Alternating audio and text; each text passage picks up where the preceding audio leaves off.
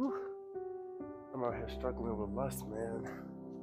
Hey, Coach B, Yo, what's the difference between love and lust? I'm glad you asked that question. Let's go to the playbook and see what the playbook got to say about that one. Alright, so there's a big difference between love and lust. From my take from what love is sacrifice, right? Love is don't count no wrong. Love is you thinking about the person and putting the person before yourself.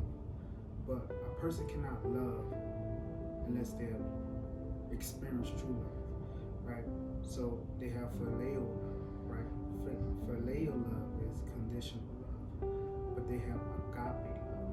Agape love is the love that God extends to us, right? So God wants us to love from that love.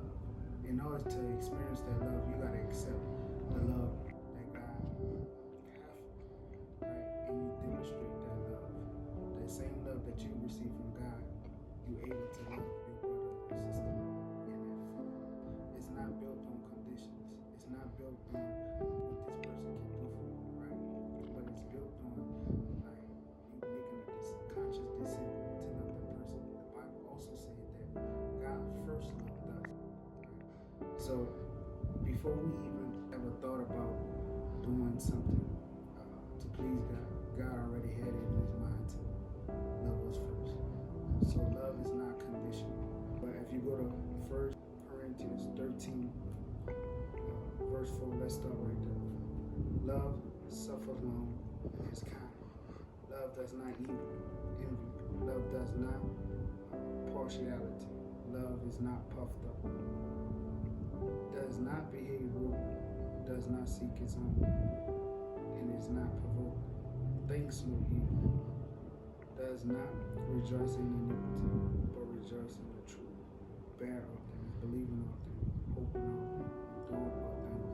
So that's kind of like a picture of what love looks like. So extending that love, the Bible also says that love your neighbor as you love yourself. You can only love someone to the capacity. Again, you can only love someone to the capacity of love you receive. And so as we see right here, this is true love. And also too, let's touch on lust. Alright, so lust is like an uncontrollable desire. It's more like an appetite, right? So when we do think about lust, we only think about sexual lust, right? And kind of like that's the only time like we identify lust as like a spiritual craving. But if you look deep into the scriptures, it's more to lust. So if we go to 1 John 2, and we start at verse 16. For all that is in the world, that the lust of the flesh, the lust of the eye, and the pride of life, it is not of the Father, but it is of the world. So basically, we got lust of the eye, we have the lust of the flesh. So that's two different ones, right? So I believe, like, of course, you can have an appetite of sexual desire, a sexual appetite, right? And that appetite can control you because the more you feed something, the more it grows, right? And also too, it determines on what are you feeding in your life that's causing you to lust. You could be lusting up for cars, you could be lusting up for a certain career, you could be lusting up for money, you could be lusting up of sexual desires, right? So there's all different types of lust. But what are you feeding to allow you to build this appetite of lust? Just kind of like ask yourself that, right? And once you ask yourself that, cut off that appetite. Stop feeding.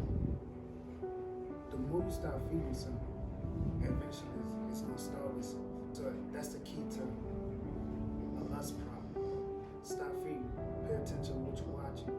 Pay attention to what you're hearing. What type of people you surround yourself with. All that can contribute to that appetite to make you the lust off of these things. That's Coach B.